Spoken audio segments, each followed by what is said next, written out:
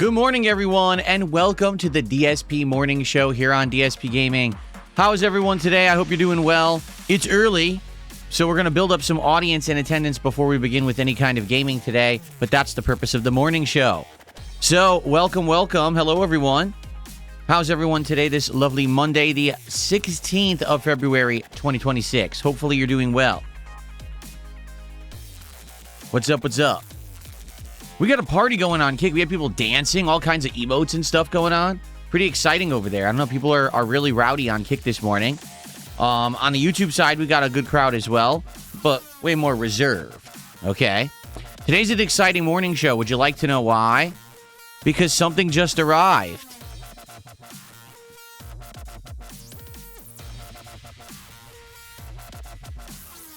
That's right, ladies and gentlemen. It's 2026. And we've got the Virtual Boy live here on stream today. It arrived moments ago, so I'll be happy to unbox the Virtual Boy for you in the modern day.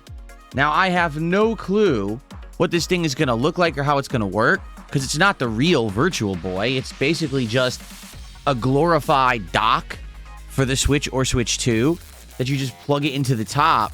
And then you put your head up to it on the stand, and basically it gives you the 3D effect as if you were playing the original Virtual Boy. I can't actually test it until tomorrow, because none of the Virtual Boy games release until tomorrow on Nintendo Switch Online. But it showed up early because I paid for rush shipping. And so here it is, a day before anyone can even use it. I'll be one of the first people on this planet to unbox it. Pretty cool. Hopefully you'll join me for this fun. This should be a pretty cool event to see what it looks like. It actually has all the instructions on the back in like tiny print. So I'm gonna need my glasses to try to read how this thing works. And I really do hope that it works as advertised, meaning the way this was advertised is that this is a way to basically play Virtual Boy and simulate the original experience, but it's also supposed to have video out, like a dock for the Switch. It's supposed to have HDMI. So I hope it does, because if it doesn't, that means all I can do is play games, you'll never see them, which would make no sense, right? So hopefully it has the features it promised. This thing was around $100, okay? So about the price of the dock. I think the dock, if you were to buy another Switch 2 dock, is like $90 or something crazy like that. This is $100, probably just because of the look, and it has the lenses in it. So we will live unbox in a little bit here. I figure we'll actually, build up attendance a little bit more. But we are doing Dragon Quest VII Reimagined on this stream. I certainly hope that you will join me for that. It should be a great stream of advancement in the classic JRPG, now with modern graphics and gameplay elements. I love the game, and I can't wait to play it. We have Jasper Kitty here today. Hi, buddy. He's on the ground. He doesn't know what this is. He's, like, fascinated by it, so he kept, like, sniffing it and everything. Whoop. Jasper Kitty's here today. Ooh, don't claw my shirt. How dare you? Here he is. He's on the desk. We got a kitty on the desk. It's okay, buddy. Don't... Oh, he got scared. He doesn't like the desk. I don't know why. I'm really confused that he doesn't like to jump on the desk, because he jumps on everything else in this house, but he won't jump on my new desk. It's just like everything. He's not used to it, but he will get used to it and watch. Then he's never going to want to not be on the desk, because that's how he is. Like, he used to never jump in front of my TV, and then all of a sudden one day he started jumping in front of the TV over there and wouldn't stop. You know, he has a cat tree he didn't use for years. Now he uses it every day. So maybe he'll jump up here. Maybe he won't. He's here, though. Jasper Kitty. I don't know why you don't want to come up here and see everybody. What is going on? He also likes the light show today. As you can see, we have pulsating blue and yellow today, just for fun. Like, there's no reason for blue and yellow. I just felt like some different colors for a change.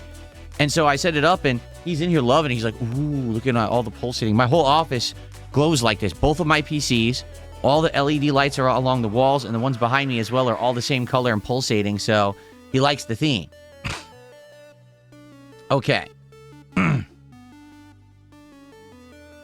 All right, so it's time to chill. Who do we got here this morning? Let's take a look. On the YouTube side, we've got Daniel, Battle Duck, Layla the Witch, Drummer Dude, Rose Diamonds, John Nepper, Hozu Wave, Game Boy, what's up? Good morning. Who else we got? Chris. Zelocity is here. Nothing Here is here. How you doing? Dungeon Keeper's Mistress, Le Cubier, or Cubizert, I don't know how to say it, and JP Soliv, also Chaos Goblin, and Puravash. On the kick side, we got RGB Heatsink, Turtle Sniffer, Braza Bofer, Rowdy Roddy Trotter, the Mexican Nipple Monster. Wow. I finally got attendance by the Mexican Nipple Monster. It's about time. Ghost of Willie Two Guns, Tiny Wages, RGB Lover, the Leopard Style Gecko, Daz Auto Chick. Stepdad's here this morning. How's it going, man? Garce is here. Who else do we got? Piano-ish. How y'all doing today? Good morning, everyone. Welcome to the morning show, first of the week. It's time to chill with Phil and have a good time. Apparently, hold on. Let's see here. Oh, wow. First contribution of the day has arrived. It's generous. Ladies and gentlemen, it is a $50 tip from Big Papa Rex. And you know what that means. For a $50 contribution, ladies and gentlemen, it's time for the briefcase of affluence. Can you smell the affluence, everyone? The affluence is in the air. Thank you to Big Papa Rex for a $50 tip. They said, this one is for the Dead Space playthrough. I can't wait to see how it ends. Well, the Dead Space playthrough is pretty old. My history with Dead Space is pretty extensive. I played the original Dead Space when it came out on my original Dark Side Phil channel on YouTube, which is now just an archive channel. It's not used anymore for anything. But I used it for about a year and a half, 2 years, before I actually moved over to the DSPGaming channel, which obviously I've now used for the last 16 years. But the original Dead Space playthrough was actually not a full playthrough. I didn't call it a playthrough. It was just highlights. It was like moments of the game that I thought were like, they stood out because they were scary or interesting. And after I played those highlights of Dead Space 1, people actually asked me would I start playing entire games instead of just highlights. In fact, people got angry with me because I did spoil the ending of the game. I put the ending of the game up on the internet within a few days of the game being out, and it is a huge twist ending, and a lot of people were actually like, how dare he post the ending up? Now, keep in mind, today, everyone posts the ending up of games before the games are even released, right? But back then, it was a different thing. It was like, oh, how dare you spoil the ending of this game, right? So then years later, I actually played Dead Space again, this time with direct capture, because I didn't have direct capture at first. It was just a camera pointed at a TV, but I did direct capture that time. Much better, you know, playthrough with the microphone and everything rather than a camera angled at the TV, right? So then I played Dead Space 2 when it was a new release. I played Dead Space 3 as co-op when it was a new release. I've then gone back and replayed Dead Space 2. Obviously, I played Dead Space again, I think, a second time. And then when the Dead Space remake came out, I played that. So the only Dead Space game I have not replayed as of yet is 3. But I could go back and replay it someday as a solo playthrough, because originally it was co-op. Maybe it's tougher as a solo playthrough. I don't know. Very good. Okay. Very, very good.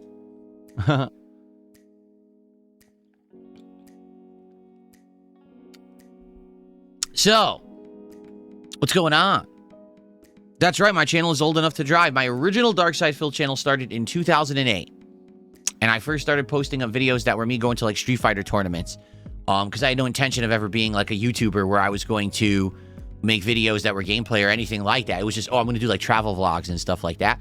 But that times changed, that's for sure. Why use a Yakuza gift for the 50 dono if I'm not playing Yakuza 3?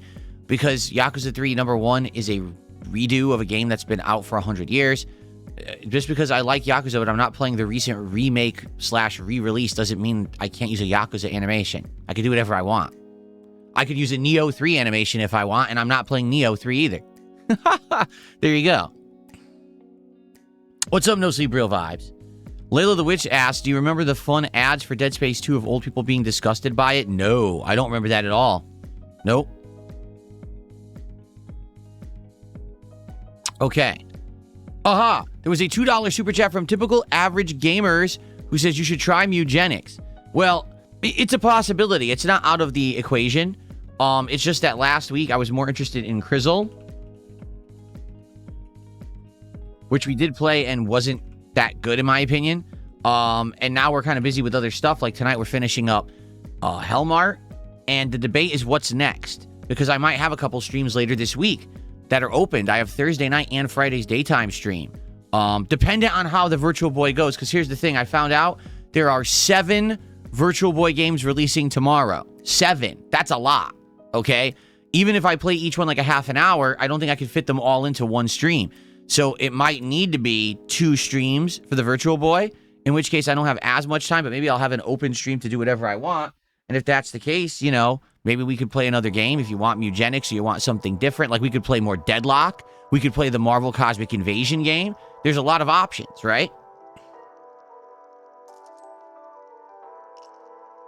I guess the question is, has everything calmed down with the controversy of the maker of Mugenics? Because apparently the guy had lost his mind and was posting the most like snapped stuff on social media, and people were like completely trolling him and like destroying him. So do people even care about this game? Or did this guy completely shoot himself in the foot and ruin his reputation? I don't know, he said some weird shit.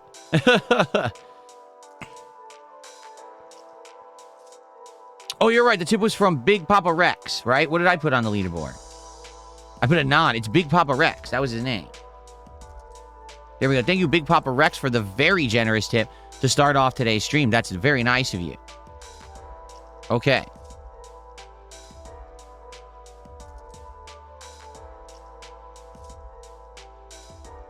Did you, stepdad? Okay. Your future stepdad had dropped 500 kicks. I missed all this. I guess it all happened early. Let me check. Hold on. I actually have the ability to check that now. So here we go. Let's get rid of all that and that and that. And then I can see.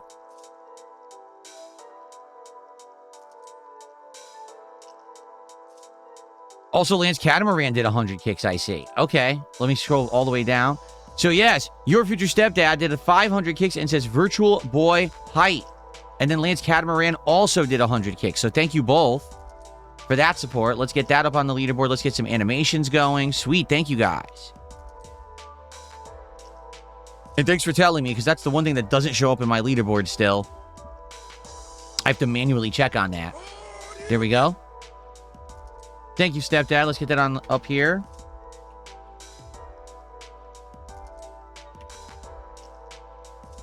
And also thank you to Lance for the 100. So that's another $6 of support this morning. Thank you. Thank you. Cool.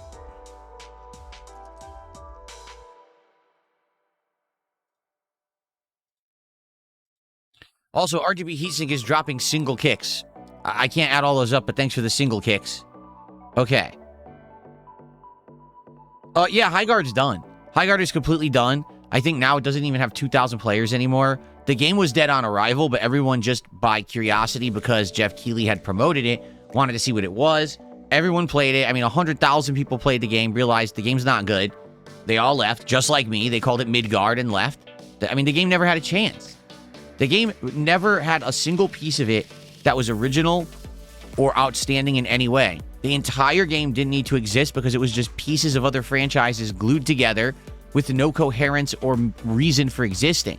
There's no point to making a game unless you're trying to do something that's original, fun, different, culturally relevant, memorable, you know? Just making another game for the sake of it being played doesn't make sense. You need to make a game that's going to hook someone, that's going to be interesting, that's going to say, hey, I like this and I want to keep coming back because there's something there that's meaningful. But Highguard did none of that. So it's done. Not even a month, right? Or about a month. They laid off almost everyone. They're done. So, and I said that. Did I not say that on launch day? I said, this game's in trouble. There's no way that they're going to make money on microtransactions and it's free to play, so their model's going to collapse. Yep. It is what it is. Bum, bum, bum, bum, bum, bum. Alrighty. So, would you like to do the unboxing, or does anyone have anything to talk about? You guys want to tag me in chat and we do a little bit of Q&A first? We have, some time to wait. We're going to build up attendance before we begin with Dragon Quest today, which I'm excited for. Dragon Quest has gotten much better. We now have a 4th party member who's brand new. And I think that it's going to be a fun time today. Lots of chill vibes and interaction. I think today we're supposed to unlock classes.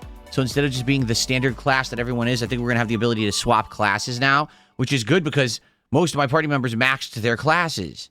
So they're not going to be leveling anything else up unless I actually, I'm able to swap. So we'll see if we can get that today. That should be fun. And by the way, today on this very stream, at the end of the stream, it's DSP Tries It, IHOP, the International House of Pancakes, and I know what I'm getting. I'm going to get an omelet combo, if you get the omelet combo, they give you the pancakes as well. So you can get an omelet and pancakes together rather than just the omelet. So that's what I'm going to do. So it's kind of like tasting two products at once. And I'm going to get one of their deluxe omelets. I just haven't decided which one yet. But I'm going to get one of the ones that's like crazy toppings and stuff. Okay? So that's coming on this stream. Your future stepdad, thank you for the first gifted sub of the day. I appreciate that as well. Let's get you up on the leaderboard.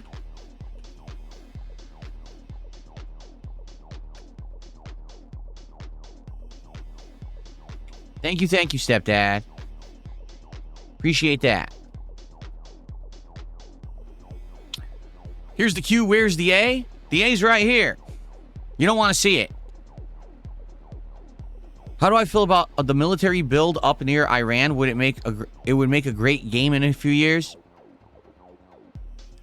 Yo. Layla the Witch says, why do you think companies keep risking so many resources trying to make live service games and most of them fail? Because they're idiots.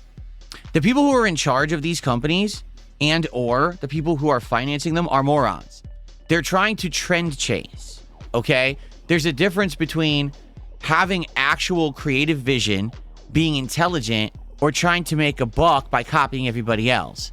What you've seen in the last 5 years is the attempt of all of these companies to trend chase. We've got the woke trend, where since COVID hit and since we had the whole Black Lives Matter movement, we had everyone who wanted to be woke. Everything has to be ultra liberal and accepting and have minorities be featured. And since all games tried to implement that, they failed. Because the trend was already over by the time that they had developed the games and released them. So no one cared about the trend, and all of these games failed. Then you had the online cooperative shooter trend, right? Games that are trying to emulate and copy stuff like Apex Legends and things like that. And those are failing. Because we already had those for so many years, they're not even that prominent anymore. Why would a new one that offers nothing new succeed? Right? We already had the Battle Royale craze, and that's pretty much over, with only a few games kind of surviving the fallout of that. I mean, think about how many games tried to go Battle Royale and already are gone, right? And then, I'm trying to remember, what was the most recent trend that everyone's trying to jump on right now? I'm having a brain fart, because it's very prominent right now that so many companies tried to do it.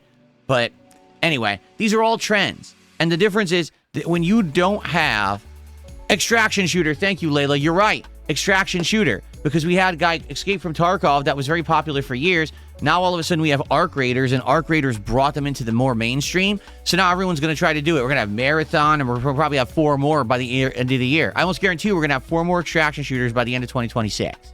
Okay? So, trend chasing can only get you so far. You can only make bucks trend chasing if you do it right away at the beginning of the trend, all right? And if you're early enough to feel relevant. So I'll give you an example here. If you remember, we had Demon's Souls, Dark Souls 1, Dark Souls 2, and Dark Souls 3, and Bloodborne thrown in. So now, FromSoft established itself as making this ultra-difficult game, which became called a Souls-like. What was one of the first companies to jump on that bandwagon? The company that made Neo. Who is it? Konami? I don't remember who made Neo. It's not Konami. It's someone else. So they jumped on the bandwagon early, and because they did, Neo became relevant.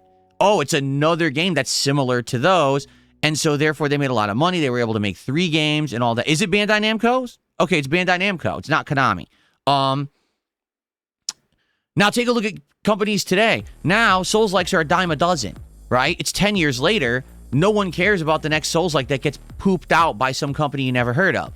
They're all over the place, and they're just not very relevant anymore because there's too many of them, right? So that's the thing. If you're going to trend chase, you got to be there right at the level of when it's happening, and you have to be able to make a game really quickly. And most of these companies took too long to act, and now that they are acting now, it's 5 years after the fact of the trend. No one cares about the trend if you're pumping out a game 3-4 years after it's relevant. High Guard, if it was released 3-4 years ago, very well could have done well. But we've already had High Guard 7 times, so who cares about High Guard 2026 when we've already had Concord and all this other shit, right? It doesn't matter anymore. So there you go. And that's the problem. These companies are financed by rich people who think that they're going to make a quick buck pumping out another game. They get told, oh, yeah, this is the hottest shit. Look, we're going to hire game devs that made this great game in the past and this and that. And they don't know shit. They literally don't understand gaming. They don't actually do market research to find out if there's demand for this kind of game. There isn't. The hero shooter, team-based shooter stuff is old now. It's not relevant anymore, right? It's just not. I mean, if you actually take a look at the landscape, like who could possibly succeed with a game like that? Valve with their Deadlock game, because their Deadlock game is going to have so many features, so many characters. You know it's going to be polished because it's Valve, and they will likely succeed. And that's about it. You know, everyone else is just going to get eaten up if they keep releasing these team shooters. They're not going to succeed. So anyway, shall we get to it now? Oh, wait a minute. Chris just did a $2 super chat and says, is Dragon Quest worth the premium price? It's a good question. If you've been watching my playthrough, Dragon Quest XI Reimagined, okay? It feels like a new game. It does. It doesn't feel like this is, you know, some kind of a 2D game or anything like that. It does feel like a modern RPG, albeit it does have the limitations of turn-based combat and overworld exploration that's similar to older games, right? But the graphics, the music, all of that is at another level, all right? Now, the thing is, how long is the game? I don't know because I just started playing it, but I've been told by someone who just beat it, it was around 45 hours for them. So if you think that a 45-hour turn-based RPG is worth premium price, go for it. But, you know, it is going to play more slower pace. It's going to have grindy combat, much like older RPGs did. It very much feels like a classic JRPG that just looks and plays more modernized, and that's a good thing, but it's going to turn off some people who are looking for more modern features and things that just aren't prominent in this game, you know?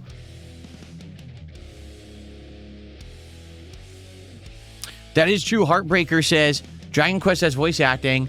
Pokemon doesn't. It's a good point. Pokemon doesn't have it. Still. Well, it does. I take that back. Pokemon had some voice acting. Legend ZA, it had some voice acting, but it was not fully voice acted. And to be fair, Dragon Quest VII also is not fully voice acted. There is some text you have to read. It's only the major cutscenes and major, full motion video, you know, stuff that has the full voice acting. So.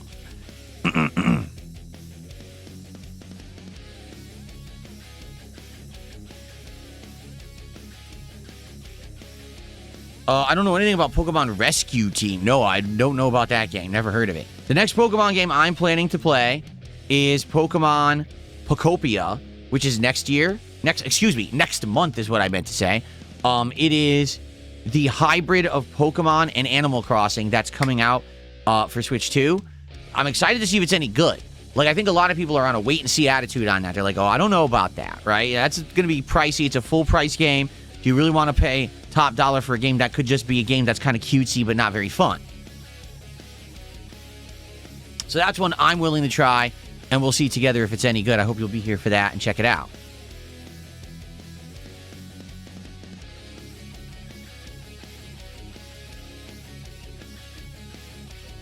Neo is Team Ninja and Koei Tecmo. Thank you. That's who does it. Gotcha.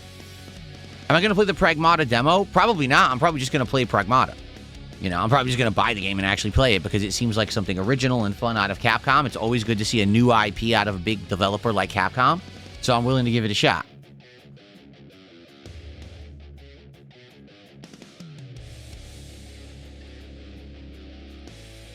The game is an alternate reality. The dungeon where there's Pokemon and no humans. Oh, what are you talking about? The Ranger game? Oh. I know Pokemon has had some interesting spin-offs over the years, right? That's done different things. All right, guys, is it time? Shall we do it? I think it's time. Let's do it. Let's do the Virtual Boy unboxing. We currently have over 200 viewers on YouTube. I believe we have around 100 on Kick. If you're currently watching live, thanks for being here so early and checking out the unboxing. Please like the stream to give it engagement on YouTube. It helps a ton. If you're watching on demand and you're ready to enjoy the unboxing, please like the video, leave some comments, get some engagement on the video. So first off, here it is, okay? This is what the modern Virtual Boy looks like in 2026. It's pretty small when you think about how Nintendo used to box stuff. Like, even like the NES and Super NES had like ginormous boxes, and this is like the most compact box ever.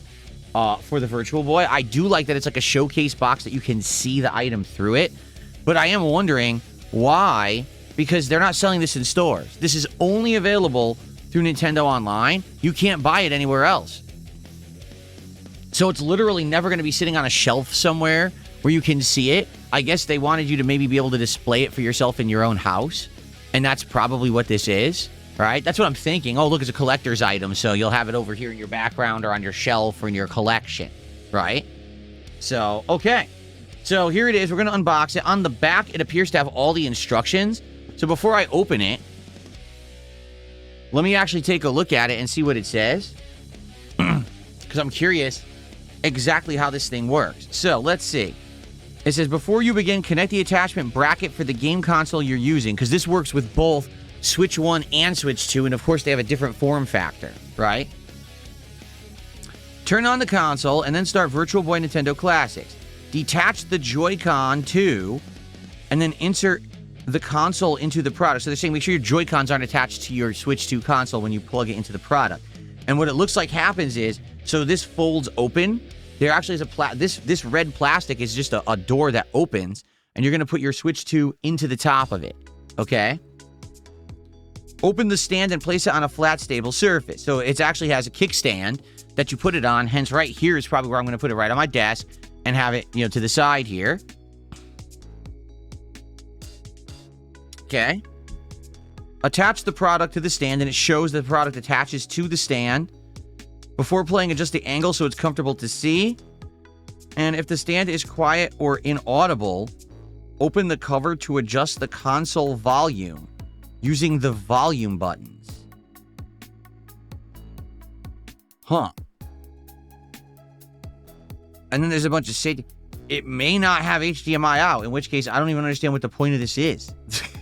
If it doesn't have HDMI out, what that means is I can't capture. Right? In which case, what's the point of this?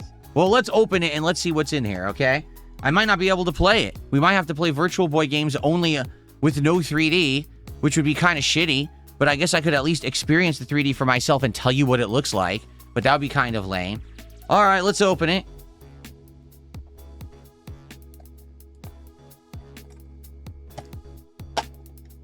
Okay. Live unboxing.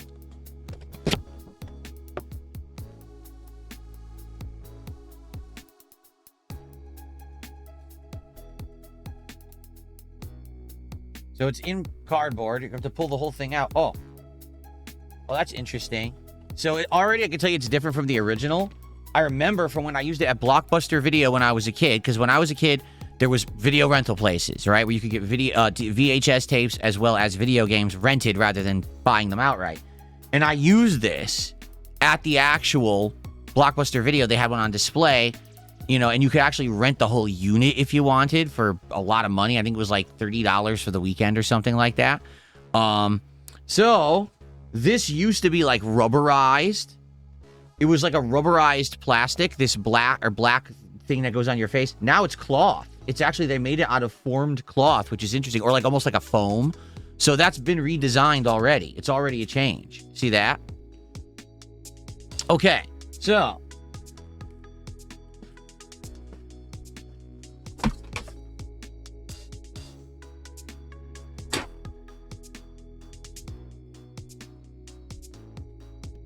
there's a lot of cardboard. Jasper ran over here to see what's going on. A lot of cardboard, Jasper. So here it is. More cardboard.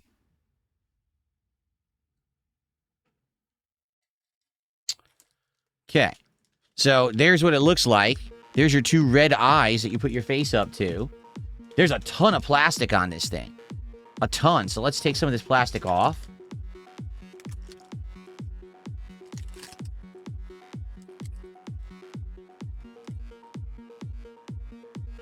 It says Nintendo Switch 2 on the bottom.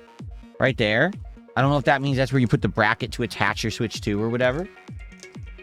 Jasper is now standing in the box. Okay.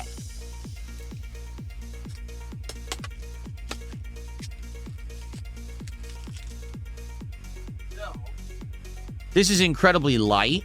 And why? Because there's no console in it. You know, once you put the Switch 2 console in here, it's probably going to weigh it a lot because you have the Switch 2's weight. But as just itself as a unit, it's incredibly light. And it feels weird putting it on my face like this. Like, it doesn't really necessarily feel comfortable, nor does it feel like it would stay. Hence why you have to have it on a stand and then you put your face in front of it. It's very weird. And it's actually funny, like, why? It's a set of goggles, right? Like, it's goggles. That's what it is. Why didn't they sell it with a head strap? You know, even back, the original didn't have it either. And it's like, why is there no head strap for this thing to hold it on your head? Instead, you have to have it on a stand and you have to be at, like, the right angle and right position to use it. Just a weird concept and idea. So I think they're saying it lifts up, but I don't know where it actually lifts up. Like, it showed the top opening up and putting your Switch in it, but I don't see how. I don't see a button. I don't see anything. It seems like it's solid, but maybe I'm wrong.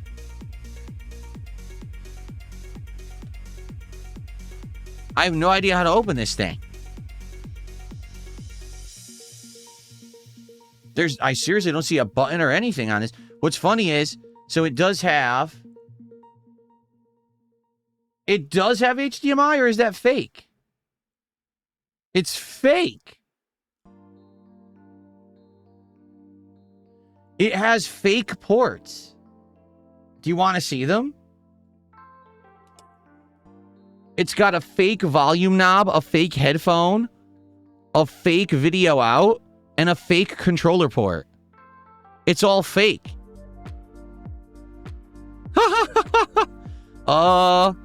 So it is a replica. Like, they did a good job of trying to make it actually look and have the form factor and all of the representative pieces that were on the original Virtual Boy, but it's all fake.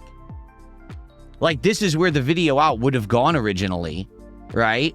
Or maybe that's the power. I don't know. Maybe that's the power cord. No, you know what? It says extension. That is the video out. But it never worked. From what I'm going to understand, originally the design was that you thought you would have multiple people who had Virtual Boys who would hook them together to play multiplayer games, but they never actually implemented it because the Virtual Boy failed so bad, they never got around to selling it or making games that worked with it. Okay? So, yeah, how do I open this?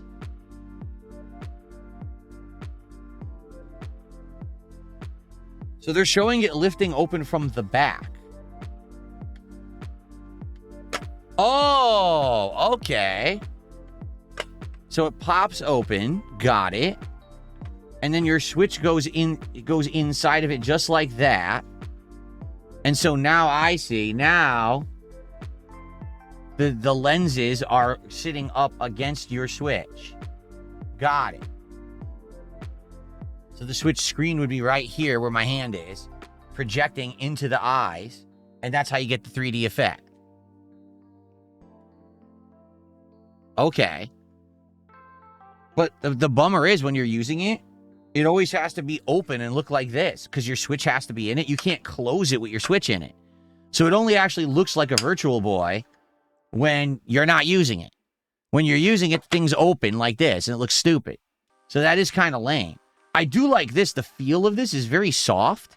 Like I said, it feels like it's molded foam. And that's probably going to be way more comfortable than the rubberized plastic that they originally put on the real Virtual Boy.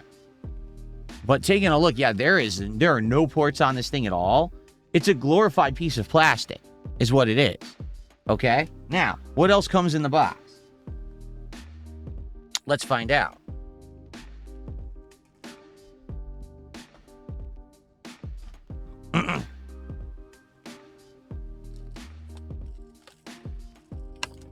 We've got the kickstand. Oh boy, I can't wait to build this thing. And then we've got the attachments. So this is original Nintendo Switch attachment. And that's it. There's nothing else in here.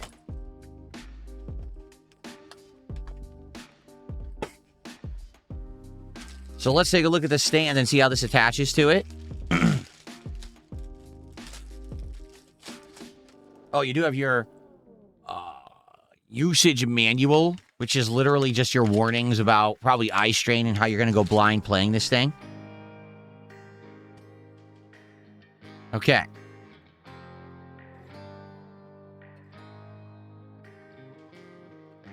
So, the stand opens like that, and it looks like it's going to slide onto the bottom of the Virtual Boy.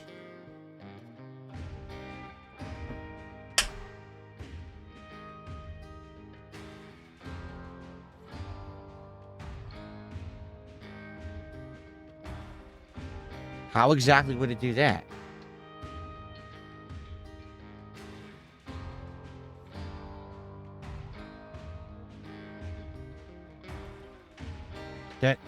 I have no idea. Oh, aha!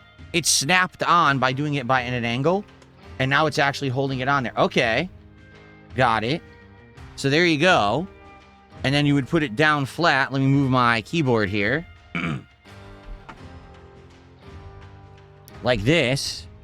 Yeah. And so then you angle it. Oh my God.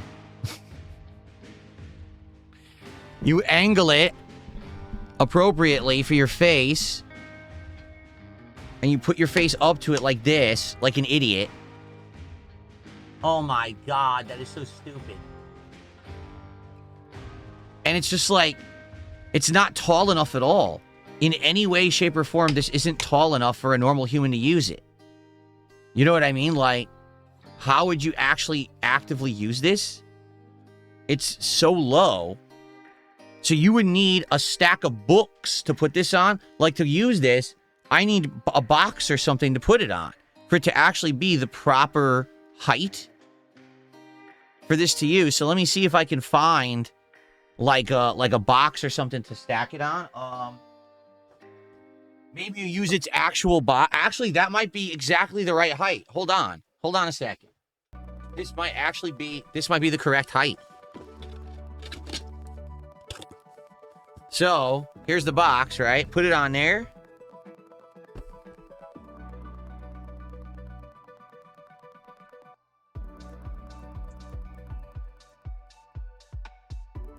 Okay.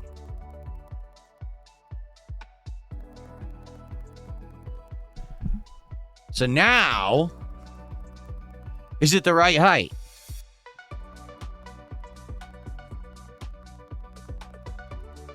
Well, yes, but it's not comfortable at all, but it is the correct height with the box.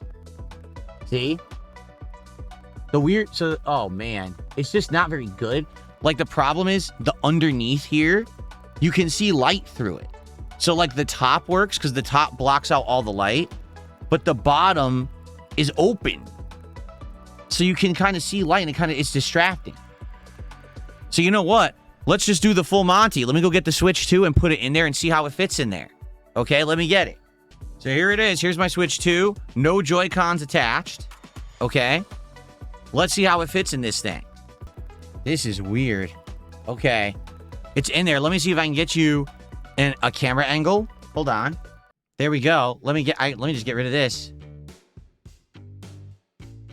So, here we are.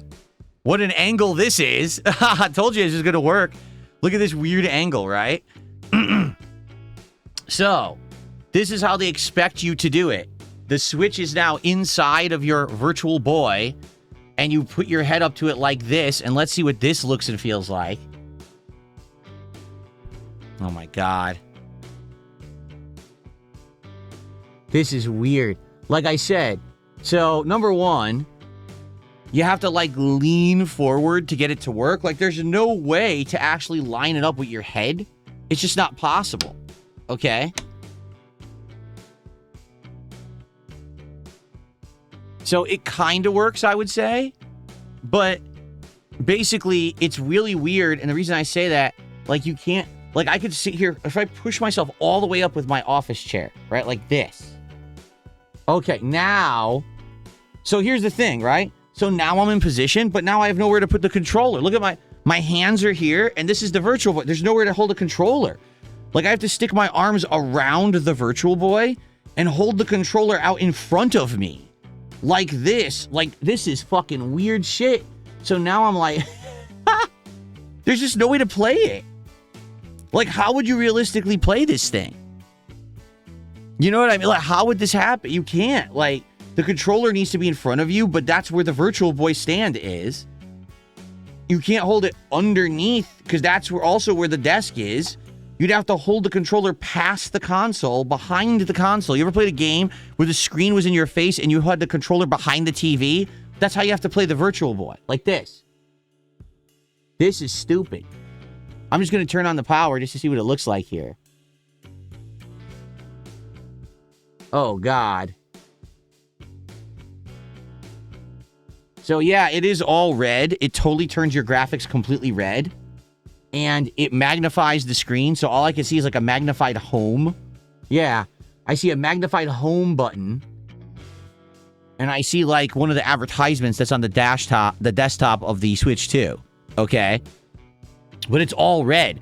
So what happens is these lenses turn the color all red and black for you, which is kind of interesting. So does it work? I couldn't tell you if it works until the games are out tomorrow. So I can't actually, like, test it to tell you if it works or not. But you can't capture from it. It's impossible. So what I'll have to do is we could test it. I can say, hey, let me try the game and tell you if there's a 3D effect that works. And I could describe what I'm seeing. And then we could just hook it back up over there and just play the games through the Nintendo Online, I guess. That if they let you, they better let you just capture the games normally with no 3D effect, right? Or else what's the point? But, yeah, this is going to be bizarre, right? This is going to be weird as shit. I don't know how this is going to work. We'll have to see tomorrow. Some people are playing the games. How? They're not out yet. They're literally not out yet. It updates on the 17th on Nintendo Switch Online, so there's no way to even play them yet. I don't know how you did that unless they're, like, on the other side of the planet or something. I don't know. So, okay. Well, folks... That's interesting. Please move the camera back. We will. Don't worry. Relax. I know this is the extreme close-up camera. You guys can't handle it. All right. So, can't do anything with this now. Interesting experiment, right? Here, let me go back to the regular angle now. So, here's what it looks like with the actual Switch inside of it. Okay. So as you can see, that's the Switch in it, sitting snug in it. Now it's kind of heavy. I would say now it's probably the weight of the original Virtual Boy, because the original Virtual Boy had all the hardware inside of it, when this is just a plastic shell. So this is the new Virtual Boy 2026, with your Switch 2 inside of it, but there is no way to capture from it whatsoever. It's a standalone device, all right? And what I will do tomorrow then, when Nintendo Switch Online updates, we'll get the games, we'll see what's on there. I know Wario Land is going to be on there, so that'll be a fun one. And what I'll probably do is play each of them for just a couple of minutes, a few minutes, just to let you know what the 3D effect is like, and then we'll actually play them for real. I'll play them on the Switch 2, capture them, and broadcast them, but there'll be no 3D effect. You know what I mean? There's nothing you can do about that. I just... So we'll try it. But I think this is a humongous... rip-up. Can you not close it? No. Oh, shit, it does close. Holy shit, it closes. Well, there you go. It actually does close. I didn't realize that. It does close. It looks just like the real Virtual Boy now, and it has about the same weight. Yeah. There you go. It fits perfectly, actually. It is weird, though, because you can see your Switch sticks out from the bottom there, and you can see the bottom of your Switch screen is sticking out there. So it's not flawless, but it is... a decent representation of what the Virtual Boy used to be, I would say. Yeah.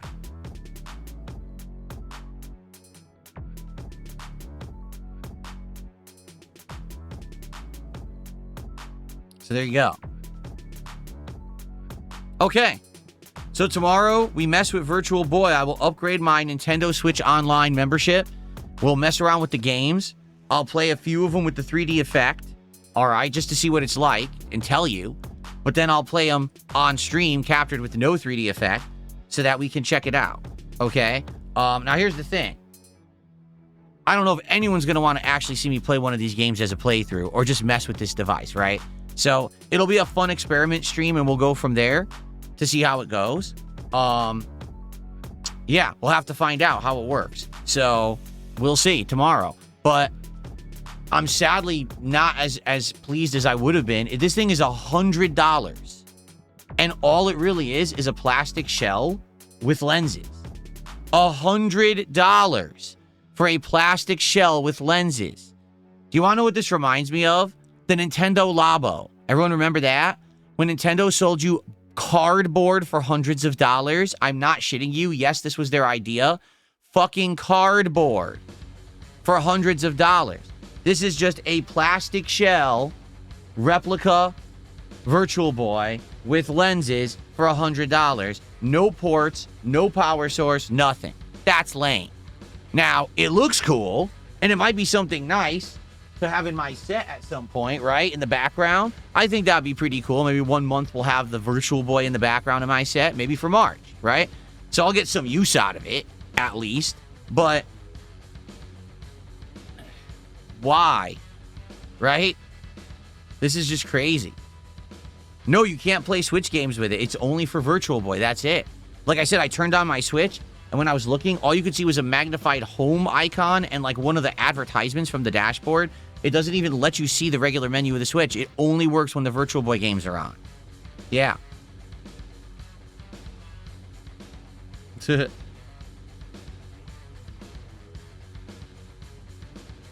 Take out the lenses, says Franker. Just break the lenses and just play your Switch in your face like that. Right. No, the problem is there is no way to capture from a Switch 2 without the dock. What the dock does, it uses Nintendo's proprietary technology bullshit to convert the USB-C port on the bottom of the Switch into a video out port, and then you can capture HDMI from the dock, hence how you plug it to your TV or a capture device. Without that dock, you can't capture from the Switch 2 at all. It's just not possible. So you can't play games on here and capture them. You can't do it. There's no video out available to do it. So anyway, that was fun to look at. I like how it looks just like the real Virtual Boy. That's kind of cool. I won't lie. But it is a huge disappointment that the thing doesn't have a port out. And also, it's incredibly uncomfortable to use. Like,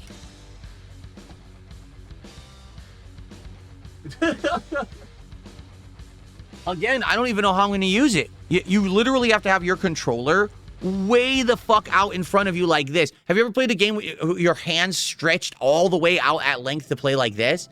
That's how you have to play Virtual Boy, or else there's nowhere to put the controller. Like, you would normally play with your controller right here, but that's where the console is. There's nowhere to put your hands. So just the design itself is very flawed. Did anyone test this? I mean, you would think they must have. But who told them this is a good design? It's comfortable to play. It's not at all. It's very awkward, right?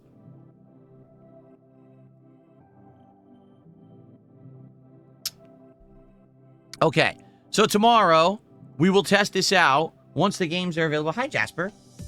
Once the games are available online to play on Nintendo Switch Online, I will upgrade my membership, and then we will try them out. We'll see how it works, okay?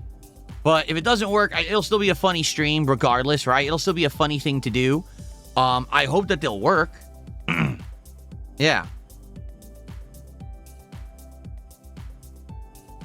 What are you doing? What are you doing?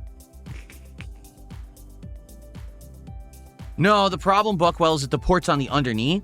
Buckwell's saying he found supposedly an adapter on Amazon that would do USB out into HDMI out on this thing. First off, just so you know, those adapters rarely work. If they do, they're very crappy. I know because I used to buy them for the Wii. The Wii used to have use this adapter and it'll be video out. Most of them have tons of issues, like resolution is blurry, the input is massively delayed. They're shitty. That's why they're sitting on Amazon for cheap prices. They're not expensive devices, right? That's number one. But number two, the USB port is literally right here in the plastic bracket. So if this thing is sitting in the Virtual Boy, you cannot do anything with the USB port. It's blocked entirely. Like, you would have to bore a hole somehow through the bottom of the plastic here in order to actually access the USB-C port on the bottom of the Virtual Boy. So there's no way to actually do it. Yeah. What's up, King Michael? How you doing, man?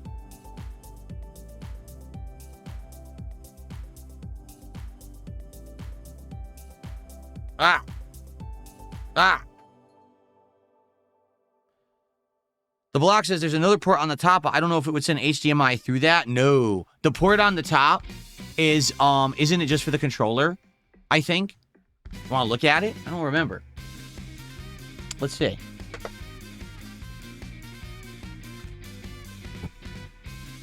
So there's the port on the bottom center. That's the port that does video out. That one you see right there, that's the one that actually hooks up to your dock. It's just standard USB-C, but that's the one that it does video out through on the bottom in the center there. There is a USB-C on the top, but I do believe that that is just to plug in like a controller or perhaps a storage device or something like that. I don't think it does video out via that port. I could be wrong. I never tried it, obviously. Yeah.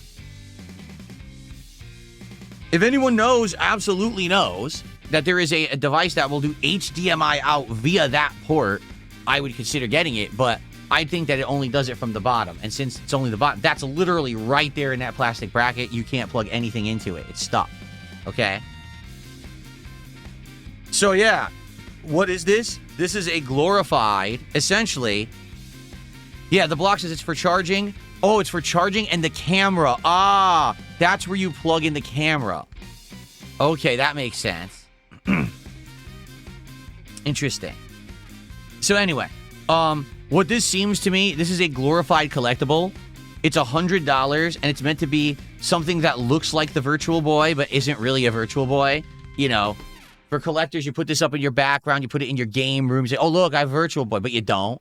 You know, and if you want to mess with it or show it to a friend who comes over your house, you put their head up to that, you have them play a game for 5 minutes, give them a headache, and you laugh, aha, I fooled you, you played Virtual Boy. But it doesn't seem to be like a serious accessory or anything that you would use for any length of time, you know? Yeah.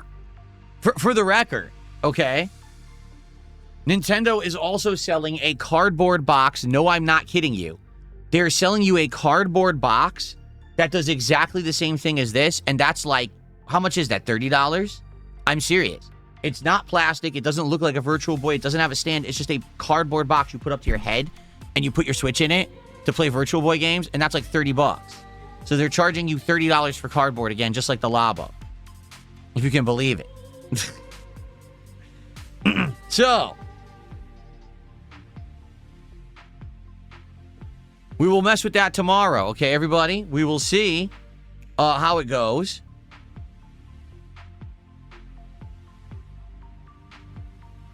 And it should be an interesting stream, okay?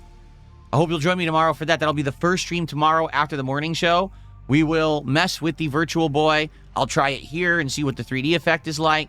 I'll plug it in and try to play the games without the 3D effect so I can capture them and stream them for you. We'll see what they look like. For what I'm to understand, they are still monotone, but they're going to add the ability for it to be different colors eventually. That's what they said. They were going to patch it so that later this year, you could play Virtual Boy games in colors other than red and black, which it's never been able to be done before. So that'll be interesting. Maybe blue and black or something, right? That'll be nice.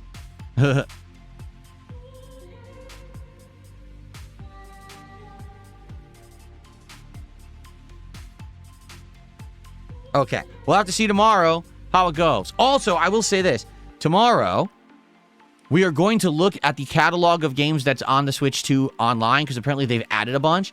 We're going to see what's on there, because we need to figure out what we want to do for my next marathon on March 6th. It's called the Retrothon, okay? You guys have expressed very strongly that you want to see me do retro games. And so I'm down for that, but the question is what games? And it seems like people are torn. Gee, do you want NES? Do you want Super NES? Genesis? Nintendo 64? I'm down for whatever. I think the idea is to play a good amount of those games, maybe like an hour each during this marathon.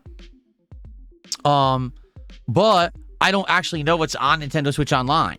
So tomorrow, that's what we'll do. We will basically look and see what's on that catalog, and we'll get ideas, nominations. Maybe it'll be NES, maybe it'll be Super NES, and we'll pick them out and try to go from there. Because again, I want to really hammer in what this marathon's going to be, so that we're dead set and people will know, hey, I want to show up for that marathon because that's something cool that Phil's doing that's different, right? So that'll be fun. So we'll look at that tomorrow. Okay. Allow me to get all this stuff out of the way. What a mess. The funny part is, people are saying, they're reading online right now that Nintendo is claiming you need to have the Virtual Boy or the Virtual Boy box to play the Virtual Boy games. Now I want you to think about what that means, okay? We just looked at the Virtual Boy, all right? It literally doesn't plug into the Switch in any way. It's just your regular Switch, and it sits on top of the plastic. The only thing is there's lenses that are going to focus in and give you this pseudo 3D effect, correct?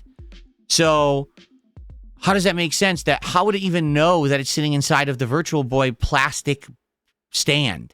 It wouldn't. It doesn't plug into it. There's no connection. So maybe you could play it without the 3D effect, or maybe it'll look like shit because it'll be a bunch of little screens. But if that's the case, I'll zoom in. Like, I have the ability to take a piece of a video feed and just edit it and zoom it in and make it full screen anyway. So I could blow it up. Don't worry. As long as there's a video fucking signal of the game, we can focus in on it and I'll be able to make it work. It may look like shit on my monitor, but I'd be able to blow it up over here in OBS and play it this way. Like, I could actually play the game facing this way if that's the case. Okay? We'll have to figure it out, but we can figure it out. I know we'll figure it out. Okay. Cool. All right, well, that was interesting. Hopefully you enjoyed that little experiment. And hey, now you can make your decision. Do you want to drop $100 on a glorified piece of plastic that doesn't really do anything besides have lenses in it, right? It doesn't seem to do anything at all. It has no features, and it's awkward to use. Tomorrow we'll actually use it, and I'll give you my honest opinion on using it, but it looks pretty awkward and pretty ridiculous of a ripoff to me. I don't think that's worth $100, but like I said, I'll get more use out of it because I'll probably end up putting it in my background and stuff. From time to time, it'll have some use. So it won't be a complete ripoff. But at the same time, the most people who buy that are going to be like, what did I just buy? Right? Okay.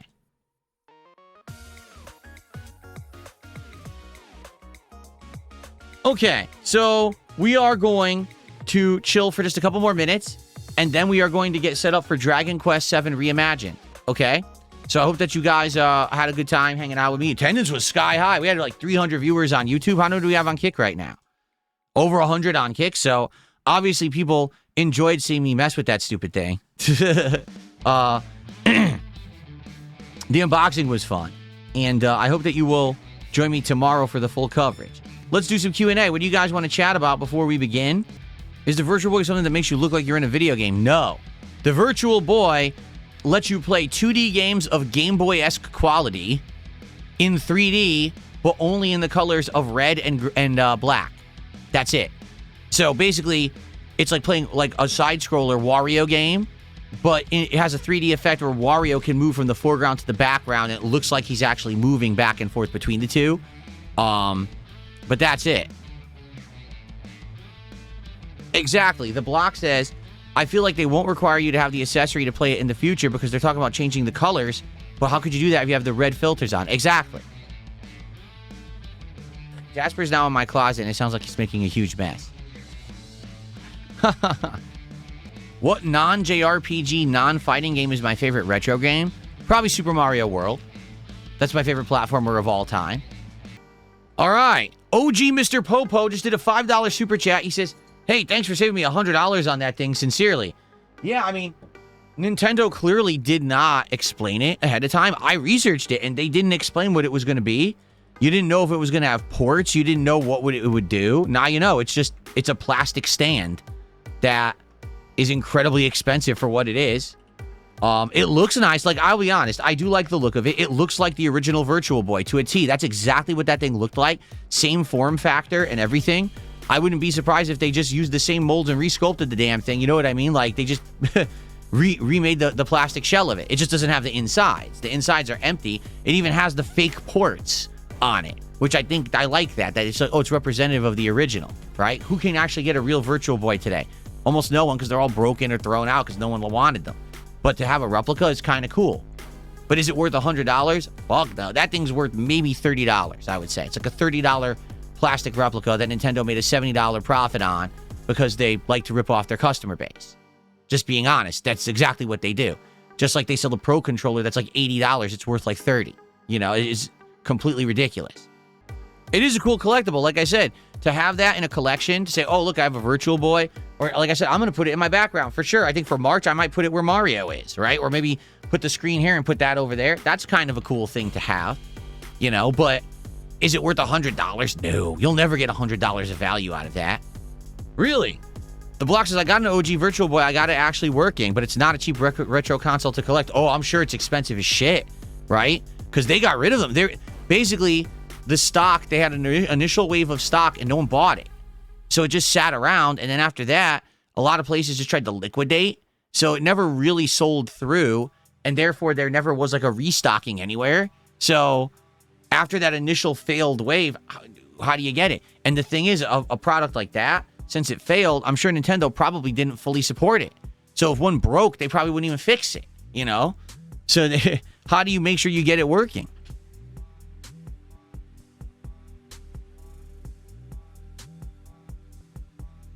Captain Base Pants wants to tag me and says I can't be tagged. Well, there you go. I just typed in chat. Now I can be tagged.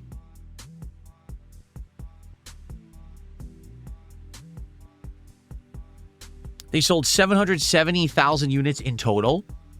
Worldwide? Ooh. Worldwide, that's very bad. No, keep in mind, though, when the Block, you have to understand something. That includes all units. So that would mean the Blockbuster Video that I went to where you could rent it, it included those. Those are considered sales, even though no one technically bought them. Blockbuster did. That's considered a sale. You know what I'm saying? So if Blockbuster Video bought 10, 20 units a store, and back then, Blockbuster Video probably had thousands of stores just across the U.S., so you're accounting for like probably 100K, 200K of sales was probably just Blockbuster Video.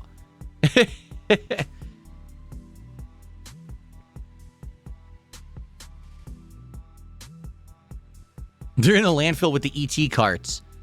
No, you see, the ET carts were mass-produced. That's a different situation. I don't think they mass-produced the Virtual Boy. Like I said, they probably made enough for the first sales wave, and they didn't sell, so they probably never made them again. In the case of ET, they thought ET was going to be such a huge sales event because the movie was so popular. They made a ridiculous amount of cartridges that no one bought, so they had to put them in a landfill. That's the difference. They actually banked on ET and spent tons of money to finance its production, and the game was horrible and flopped miserably. And then they ended up with all these unsold copies. I don't think they ended up with a bunch of unsold copies of like the Virtual Boy. I think they just did the one wave, sold through, and said, well, no one wants this, and got rid of it. If anything, you got to feel for the game developers that put the time and effort into making games for the thing, because it wasn't just Nintendo. Like, there were other game developers that made games for it. Ocean, I know, was one. Atlas was one. They spent all this time making games, and the thing just flopped immediately. So they're like, wow, no, we're never going to sell any of these games. We're making $0 on this fucking thing. Yeah, I heard that they excavated the ET landfill.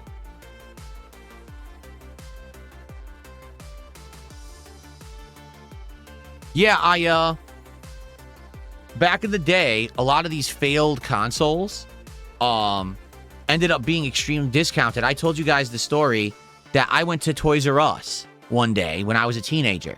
Now, I had no intention of actually really buying much. I just wanted to see what they had there for video games. And they had the Sega Saturn, all right, all Saturn accessories and peripherals and games at insane discounts because they wanted to liquidate and get rid of it.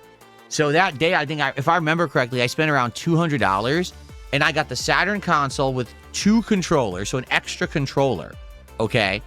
The Shining Force 1 and 2, Guardian Heroes.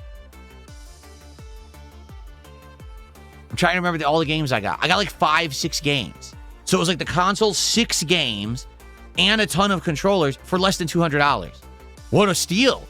Because some of those games are outstanding. Guardian Heroes is fucking great. Shining Force, really good back in the day. Like, those were really good games. And then what I did is I mail ordered out to get import games. So you could get games like X-Men vs. Street Fighter and Marvel vs. Marvel Superheroes vs. Street Fighter And what you would do is order the Japanese versions, and you could get a cartridge, because the Sega Saturn had a cartridge slot. So you could order a boot cartridge that if you put this cartridge into the console and you put in a Japanese game, it would allow you to play the Japanese game on an American Saturn. So that's what I did. I was playing X-Men vs. Street Fighter and shit on Saturn, and it played very well. It was like a super good arcade port of those fighting games back in the day. Pretty dope.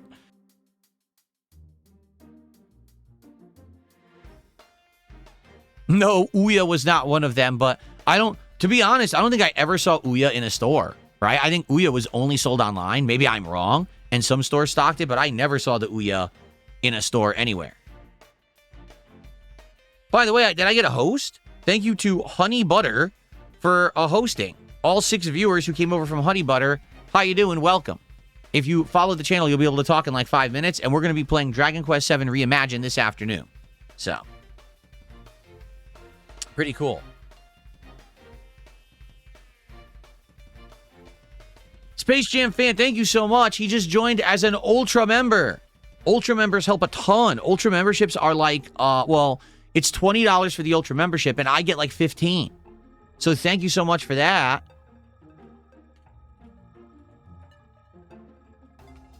Let's count that. Thank you so much. Battlex says, I miss Amazing Frog. Oh, God. Yeah, those were the days, man. Those days of like Xbox 360, PlayStation 3, Wii, and then Wii U, and then a bunch of experimental shit. Remember OnLive? The console that just didn't work because it wanted to cloud stream every game before internet was ever fast enough to cloud stream. So every game lagged and just froze and dropped and wouldn't play. It's like a complete waste of a console. And then Ouya, which was supposed to be the indies console, where only really small-time games would ever be on it. But it was supposed to be a great value because most of the games were free or like $1. So you buy it and you're playing games like Amazing Frog. You know, the frog guy that runs around and makes slapping sounds as he runs into walls and has insane physics where he flips and does crazy shit. So fucking bizarre. See, Caliban says the Google Stadia had promise. I played like 60 hours of Assassin's Creed Valhalla on it. So the Stadia actually worked. That's interesting to hear. Because, see, for me, it's like, was there ever a desire, was there ever a demand for a cloud-only console? I'm not aware of that actually happening. You know what I'm saying? Like, do you ever want to have a console where every game is live streamed and you don't actually have it on your hard drive, therefore it takes forever to load and it buffers and it looks blurry? There are services that do it right now on existing consoles. On the PlayStation Premium, right, membership, you get a bunch of streamed games. With Xbox now, they have the Xbox Cloud service. For example, we were streaming DayZ during my marathon a couple weeks ago. And that was cloud only, you know? So there are cloud only games, but they're just not great. They're still blurry and they look like crap, right?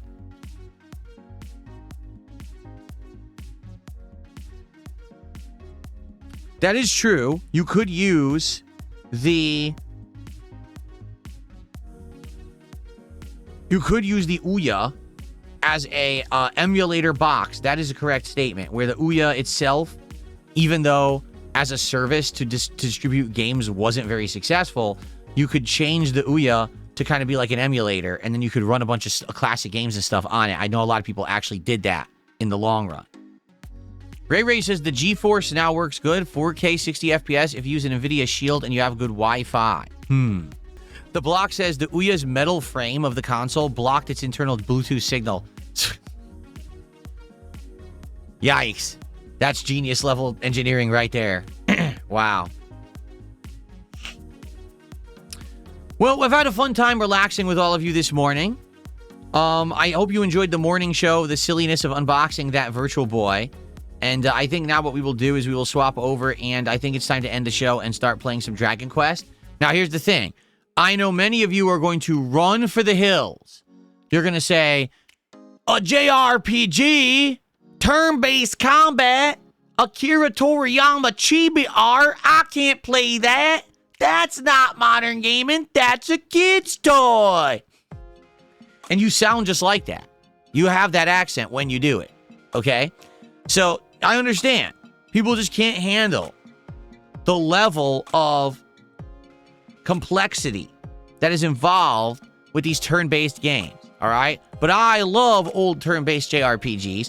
We actually just got our 4th party member, and now I believe the game's going to open up a bit where we're going to be able to get new jobs and stuff for our characters. So I'm excited for Dragon Quest today. I hope you'll stay and hang out with me. Like I said, the way that this playthrough works is there's a lot of grinding gameplay. We absolutely can hang out and use it as a chill hangout session. We can talk, tag me in the chats, whatever, and we'll have a good time interacting. It doesn't have to be just me playing the game for the sake of playing the game. We could be hanging out, okay? So even if you don't like Dragon Quest VII, if you could hang out with me, that would be cool. Remember, at the end of today's stream, I'm going to be doing DSP Tries It, IHOP, the International House of Pancakes, and I'm going to get an omelet with some pancakes together. All right, and we're going to see how it goes, see if it's good or not. We'll find out. I received a $2 tip. Someone says, did you see Asmon is playing Neo 3? No, I don't watch Asmongold. I've explained this to you guys many, many times. I don't watch most other creators, and I have never watched Asmongold. He's had so much fun, he's playing it off stream. Good for him. He must really like Souls-likes. I really don't. Like, I like the name brand Souls-likes from FromSoft, and every once in a while, if there's one that really stands out to me, like Another Crab's Treasure or Lies of P, I'll play it. I just don't like playing a million Souls-likes. They get very boring to me, okay? If anything, like I said, if I play another one, I want to play like Dark Souls 1 or 2 with mods on PC to make it like a new game experience, all right? But if he's enjoying Neo 3, good for him. Let him enjoy it. To each their own. Enjoy what you like, right? Okay, and he says, the cats are very cute in Neo 3. All right, well, thank you for the $2, and thanks for all the info about Neo 3. I'm not playing it. All right, guys. So, thank you for chilling, and thanks for a great, DSP morning show today. Tomorrow we'll do another one, and then we will be messing around with the Virtual Boy and exploring the Nintendo Switch Online console catalog to see what games we could possibly play for the upcoming marathon, all right? But thanks for watching. I hope you enjoyed the chill hangout session and the Virtual Boy antics. See you tomorrow.